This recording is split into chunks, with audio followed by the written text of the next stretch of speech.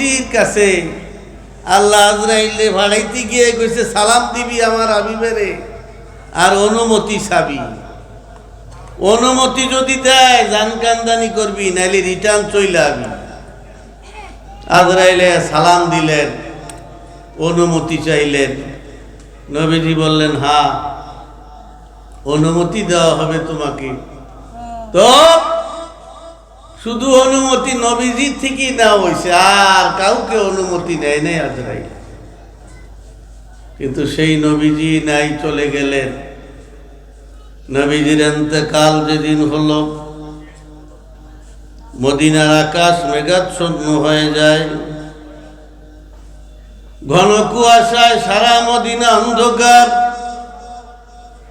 এত অন্ধকার কেউ কাউকে দেখা যায় না। হযরত ওমর পাগল হয়ে গেলেন, খোলা তরবারি হাতে মদিনার গলির ভিতরে ঢুকে গেছে ওমর। চিৎকার দিয়া দিয়া বলেন, মাইয়াকুলু কাদমাতা মুহাম্মদ আক্তুলুহু। কারো মুখে যদি শুনি গো নবীজির ইন্তেকাল হয়ে গেছে, ওমরের তরবারি থেকে তার গর্দান রক্ষা পাবে না। নবীজি আবার ইন্তেকাল হয় কেমনে? হুজুর আমাদেরকে ছাইরা যায় কেমনে আবার? এটা আমি বিশ্বাস করি না। আমি ওমর পাগল হয়ে গেছে। ওমর হযরত আবু বকর সিদ্দিক নবীজির ইন্তেকালে হীরা মণি মুক্তা জহরির গাঠুরি হারায় গেলেন। যেমনি মানুষ পাগলের মতো বিছরায়, একবার দক্ষিণ দিকে যায়, আবার তিনি উত্তর দিকে যায়, আবার তিনি পূর্ব দিকে যায়। কি যেন হীরার গাঠুরি হারিয়ে ফেলেছে আবু বকর। কারণ নবীজির সাথী, রাসূলের রাতের প্রথম মুসলমান। চিৎকার করে করে বলেন সুবহানাল্লাহ। উম্মতে মুহাম্মদীর মধ্যে, নবীজির উম্মতের মধ্যে নবীজির পরে দুনিয়ায় সর্বশ্রেষ্ঠ কে? হযরত আবু বকর সিদ্দিক রাদিয়াল্লাহু তাআলা। এর চাইতে দামি আর কেউ নাই। ওলামারা বলেন যে তাম পৃথিবীর মানুষের নেক এক পাল্লায় দিলেন, আর আবু বকর সিদ্দিকের নেক অপর পাল্লায় দিয়া টান দিলে দেখা যাবে তাম পৃথিবীর উম্মতে মুহাম্মাদীর সকলের নেকের চাইতে একা আবু বকরের নেকের পাল্লা বেশি ভারী হবে। এই আবু বকর সিদ্দিক কালেমা বাল্যকাল থেকেই নবীজির বন্ধু। আবু বকর ছোটকাল থেকেই বন্ধু নবীজি। ভাইরা আমার, 40 বছর যে বছর নবীজির হেরা পর্বতের গুহা যখন আল্লাহর কালাম নাজিল হতে থাকে, আবু বকর সিদ্দিক ফিলিস্তিন চলে গেলেন ব্যবসায়ী কাফেলার সঙ্গে মালামাল বিক্রির জন্য। এবার তিনি বাইতুল মুকাদ্দাস থেকে 40 মাইল দূরে আসিয়া খিমা গাড়লেন। রাত হয়ে গেলে খিমায় থাকে তারা, সকাল হলে আবার উট লইয়া রওনা করে। খিমায় থাকিয়া আবু বকর শেষ রাত্রে স্বপ্নে দেখলেন আসমান থেকে একটা নূরের খণ্ড আবু বকরের বাইতুল মুকাদ্দাস মসজিদের ছাদে পড়ল। পয়দা খণ্ডটা 4 ভাগ হয়ে যায়। এক ভাগ আবু বকরের কপালে আসিয়া মিশিয়া যায়, আরেকটা ভাগ ওমরের কপালে মিশে যায়, আরেকটা ভাগ উসমানের কপালে মিশে যায়, আরেকটা ভাগ হযরত আলীর কপালে আসিয়া মিশিয়া যায়। চিৎকার করে করে বলেন সুবহানাল্লাহ। আবু বকর সিদ্দিক বলে, এটা কেমন স্বপ্ন দেখলাম? চিন্তায় অস্থির হয়ে গেছে তিনি। এবার কাফেলা নিয়ে মক্কায় আসছে। মক্কার বড় বড় নেতারা আবু জাহেল, উতবা, মুগিরা, সাইবা, এরা একলা আবু বকর তোমার বাল্য বন্ধু মোহাম্মদ আমিন, উনি তো নবুয়তের দাবি কইরা আল্লাহর কালাম বলে এগুলি শোনায়, নিজের নবী দাবি করে। আবু বকর বললে কই উনি? বলে ওই দাঁড়ে আর কামের ঘরে। উনি এতদিন খুব সম্মানী আসিল, এখন ইজ্জত সম্মান নাই। মক্কায় গুঞ্জরণ চলছে সারা মক্কাতে। আবু বকর আস্তে আস্তে নবীজির কাছে গেলেন। আল্লাহর নবী আবু বকরকে দেখিয়া বুকের সাথে বুক মিলালেন আর বললেন, আবু বকর, অল্প কিছুদিন হলো আল্লাহর কালাম আমার উপর নাজিল হতে শুরু করেছে। আল্লাহ পাক আমাকে পয়গাম্বরী দান করেছে। এটুকু বলে আবু বকরের সামনে নবীজি চুপ হয়ে দাঁড়িয়ে রইলেন। হযরত আবু বকর কিছুক্ষণ নবীজির চেহারার দিকে তাকাইয়া চিন্তা শুধু এটাই, ওই যে আমি স্বপ্নটা কি দেখলাম। নবীজি আবার মুস্কি হাসি দিয়া বললেন, আবু বকর, তোমার কাছে আপনার কাছে আমি আর দলিল দিতে চাই না, আমি যে আল্লাহর পয়গম্বর। তবে হে আবু বকর, আজকে কয়েকদিন ধরে তোমার মনে যেই বিষয়টা ঘুরপাক খাচ্ছে, তুমি যেই স্বপ্নটা দেখেছিলা, ওইটাই আমি রাসূলের পয়গম্বরের দলিল।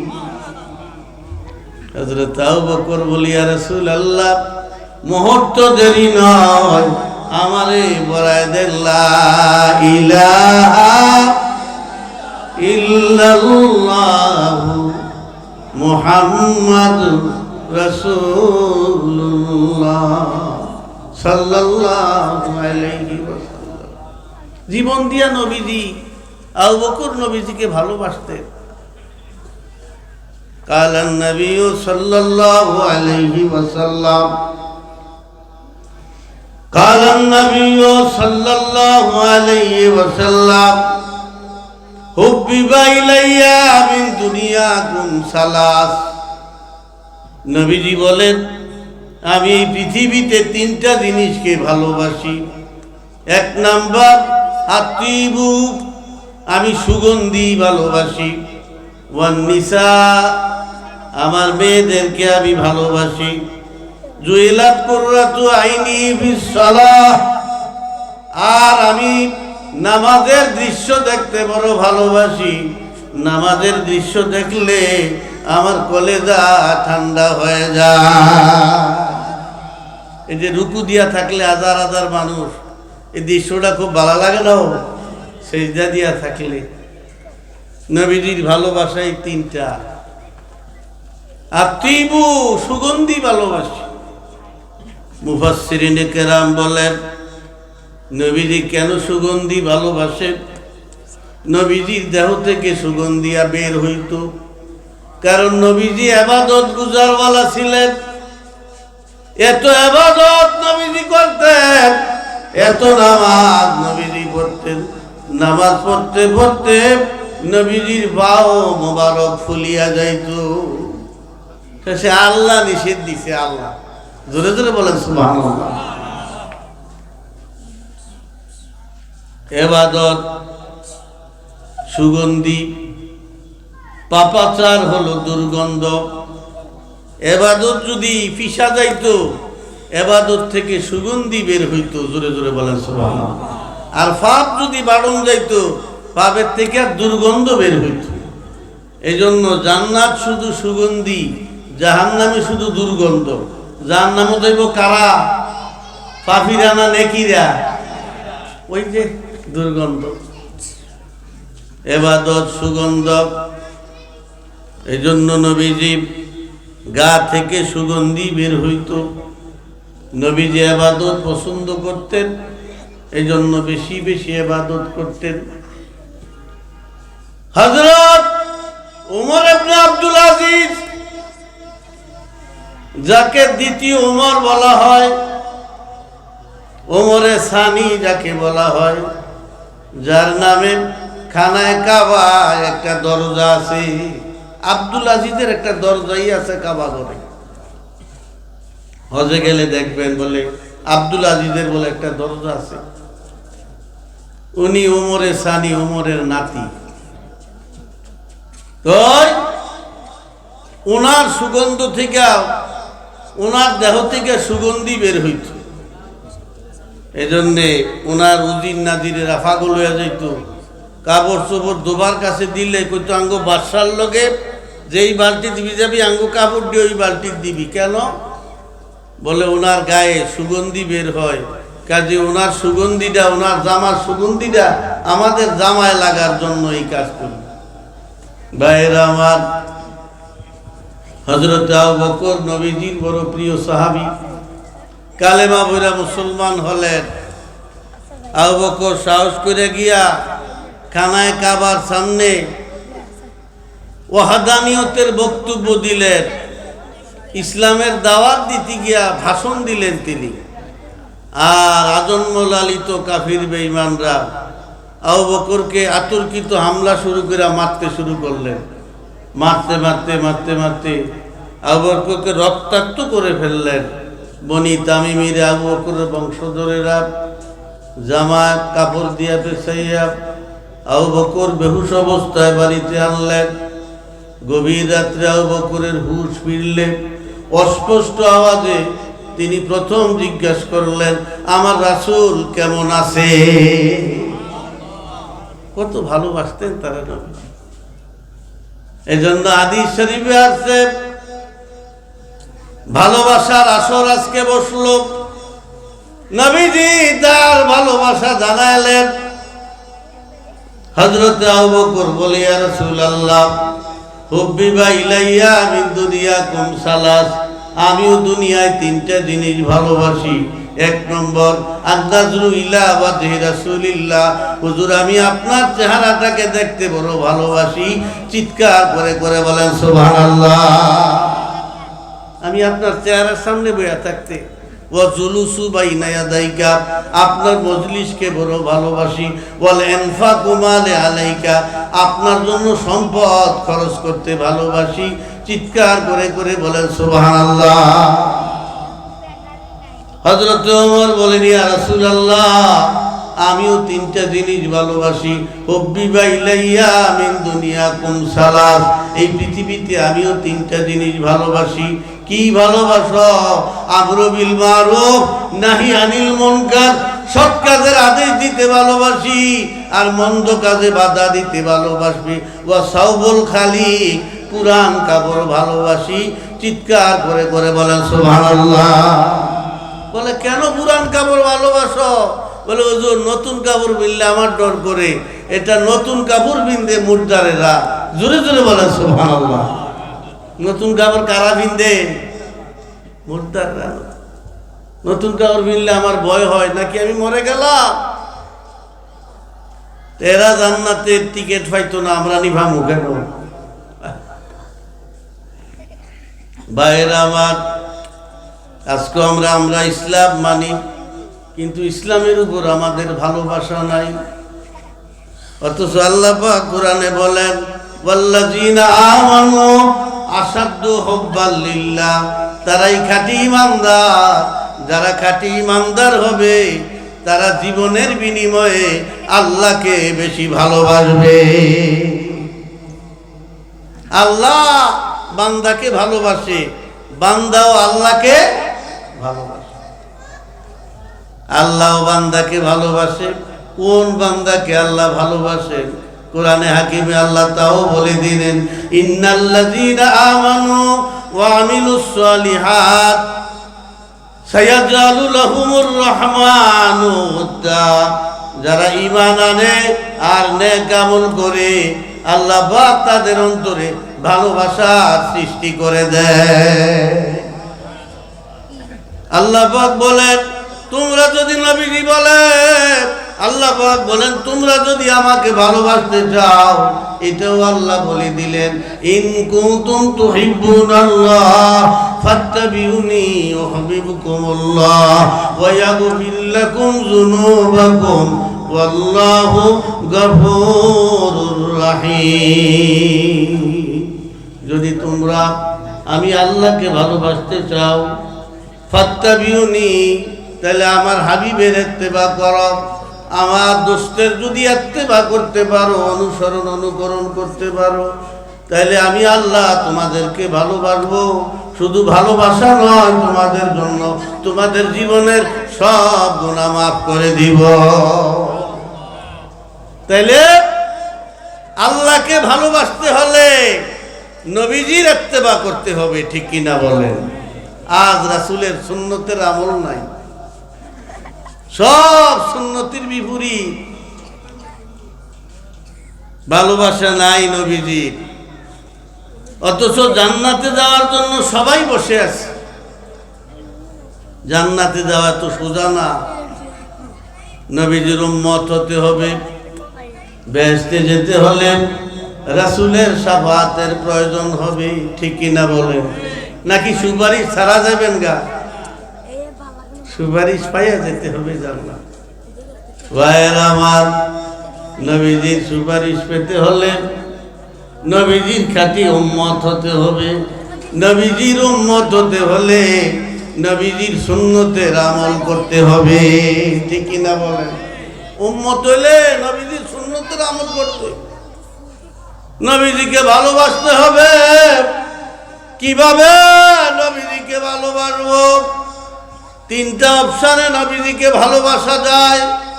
নবীজি বলেন, আমাকে ভালোবাসতে যদি চাও, কেমন করে আমাকে ভালোবাসবা? যে যাকে ভালোবাসে তাকে তো পাইতে চায়। আমি তো তোমাদের মাঝে নাই, তবে শোনো মত আমার, শোনো, যারা আমাকে ভালোবাসতে চাও তারা আমার সুন্নতকে ভালোবাসো। আমার সুন্নতকে যদি ভালোবাসো, মান আহাব্বা সুন্নতি ফাকাদ আহাব্বানি ওয়া মান আহাব্বানি কানা মাইয়া ফিল জান্নাহ। যারা আমার ভালোবাসতে চাও আমাকে, তারা আমার সুন্নতকে ভালোবেসে আমল করো, তাইলে আমার ভালোবাসা পেয়ে যাবে, তুমি আমার সাথেই জান্নাতে যাবে। 2 নম্বর, মান আহাব্বা সাহাবী ফাকাদ আহাব্বানি। আমি আমার সাহাবীদেরকে ভালোবাসি। তোমরা যদি আমার সাহাবীদেরকে ভালোবাসো, আমার ভালোবাসা পেয়ে যাবে, আমার সাথে জান্নাতি হতে পারবে। চিৎকার করে করে বলেন সুবহানাল্লাহ। 3 নাম্বার নবীজি বলেন, আমাকে যদি আমার ভালোবাসা যদি পেতে যাও, উহিব্বুল আরবি লিসালাস, 3 কারণে আরবিকে ভালোবাসবা। উহিব্বুল আরবি লিসালাস, 3 কারণে আরবিকে ভালোবাসবা। 1 নাম্বার, লিআন্নী আরাবিয়ুন, আমি নবী আরবি, ওয়াল কুরআন আরাবিয়ুন, কুরআন আল্লাহর ভাষা, এটা আরবি, ওয়া লিসানে আহলিল জান্নাতি আরাবিয়ুন, আর জান্নাতীদের ভাষা হবে আরবি। যারা আরবিকে ভালোবাসবে তারাও আমি রাসূলুল্লাহর ভালোবাসা পেয়ে যাবে। আরবিকে ভালোবাসতে হবে, আরবি। আজ আরবিকে ভালোবাসে না, পোলাপাইন মাদ্রাসায় দিতে চায় না, মানুষ মাদ্রাসায় পোলাপাইন দিতে চায় না। স্কুল কলেজ ইউনিভার্সিটিতে পোলাপাইন ভরপুর, পোলাপাইনের অভাব কই? মাদ্রাসাগুলিতে পোলাপাইনের অভাব। অথচ আমি একটা রেসালায় পড়েছি, পাক ভারত উপমহাদেশের প্রধান পীর সাহেব যিনি হাজী আমদাদুল্লাহ মুহাজিরে মক্কি, ওনার উস্তাদ নূর মোহাম্মদ জানজনবী, উনি লিখেছেন যে 4টা কারণে তোমরা মাদ্রাসায় পোলাপাইন দিও, ছাত্র দিও। তোমার একটা ছেলে থাকলে তুমি মাদ্রাসায় দিও। কারণ হলো, তোমার জানাজায় 4 তাকবীর দেওয়া হবে। কয় তাকবীর জানাজার? 4টা তাকবীর। কি জন্য 4 তাকবীর হলো? মানুষের জীবনটা 4 ভাগে বিভক্ত। শিশুকাল, কৈশোরকাল, যৌবনকাল আর বৃদ্ধকাল। কয়টা কাল? দরজাওয়ানি তওবা করদান, সেওয়ায়ে পয়গম্বরি, ওয়াক্ত বীরে গুরগে জালেম, মিশাওয়াদ পরহেজগার, ওয়াক্ত বীরে গুরগে জালেম, মিশাওয়াদ পরহেজগার। এজন্য কবি বলেন, ও দুনিয়ার যুবকেরা, ও দুনিয়ার যুবতীরা, জওয়ানকালে তোমরা আল্লাহকে ডাকো, জওয়ানকালে আল্লাহ জিকির করো, জওয়ানকালে তাহাজ্জুদের নামাজ পড়ো, জওয়ানকালে আল্লাহর কালাম তেলাওয়াত করো, জওয়ানকালে যদি আল্লাহর কালাম তেলাওয়াত করো, জওয়ানকালে যদি তাহাজ্জুদ পড়ো, জওয়ানকালে যদি নফল বন্দেগী করো, যুবক যুবতীদের আমলনামায় আল্লাহ পাক খুশি হইয়া একটা পয়গম্বরী চরিত্রের সওয়াব দান করে দিবে। জুয়ানকালের ইবাদত আল্লাহর কাছে পছন্দের। জুয়ানকালে ইবাদত করলে বুড়াকালে পেনশন পাওয়া যায়। আমরা যারা চাকরি করি, চাকরি শেষ হইলে পেনশন পাইতাম না, পেনশন দিব বুড়াকালে। তো জুয়ানকালে যারা তাহাজ্জুদ পড়ে, বুড়ো হয়ে গেলে শরীর দুর্বল, উঠতে পারে না তাহাজ্জুদের সময়, আল্লাহ পাক বলে, ফেরেশতারা, আমার এই বান্দা তো বুড়া হয় নাই, আমি বুড়া বানাইছি। আমরা ইচ্ছা করে বুড়ো হই না, আল্লাহ বুড়া বানায়। আমরা তো বুড়ো হইতাম চাই না। তো একটা কাজ করো ফেরেশতারা, আমার বান্দা তাহাজ্জুদের সময় দেখছো নি ঘুম ভাঙে গেছে, অজাগ হয়ে গেছে, জুয়ান কালে তাহাজ্জুদ পড়ছে, বুড়া আমি বানাইছি, দুর্বল আমি করছি, একটা তাহাজ্জুদের সওয়াব তার আমলনামায় দান করে দাও। সুতরাং জুয়ান কালে ইবাদত আল্লাহর কাছে প্রিয়। নূর মোহাম্মদ জানজে নবী বলেন, 4 কারণে ছেলেদের মাদ্রাসায় দাও।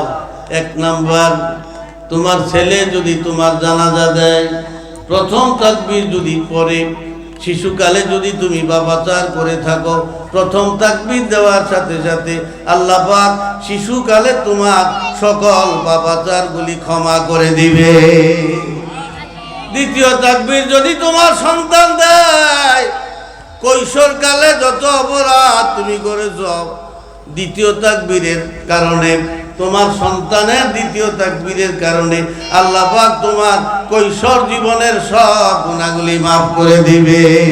তৃতীয় তাকবীর যদি তোমার সন্তান দেয়, যৌবনকালে যত অপরাধ তুমি করেছ, তোমার সন্তান তোমার গায়ের অংশ, তোমার সন্তান তোমার ওই রক্ত, যদি তৃতীয় তাকবীর দেয়, আল্লাহ পাক খুশি হইয়া তোমার জীবনের যৌবনের সব গুনাহগুলি মাফ করে দেয়। চতুর্থ তাকবীর যদি তোমার সন্তান দেয়, তোমার বাকি জীবনের যত সব পাপাচার তুমি করেছ, ওই সব গুনাহগুলি চতুর্থ তাকবীর দিতে দিতে আল্লাহ পাক তোমার জীবনটাকে পবিত্র করে দেয়। কাজেই ছেলেরা মাদ্রাসা পড়ার দরকার আছে কিনা বলে না, সব খালি স্কুল কলেজ ইউনিভার্সিটিতে পড়াইলে বড় বড় চাকরি হইব, আকাশ ছোঁয়া বাড়ি করা যাবে। আসলে আপনার সন্তান যে মসজিদের ইমাম, আপনারও বাড়ি তৈরি হতেছে, সে বাড়ি করবে দুনিয়ায়। আর ইমাম সাহেব যে কম দামের বেতন পাইয়া 5 ওয়াক্ত নামাজের ইমামতি করে, কষ্ট করে সংসার চালায়, এরপরও দ্বীনের খেদমত করে, আল্লাহ পাক বলে, ফেরেশতারা, আমার ওই বান্দা দুনিয়ায় বড় বাড়ি করে আকাশ ছোঁয়া বাড়ি বানায়, আর আমার এই বান্দার জন্য তুমি তার জন্য, তার মা বাবার জন্য জান্নাতে বাড়ি বানাইয়া রাখো।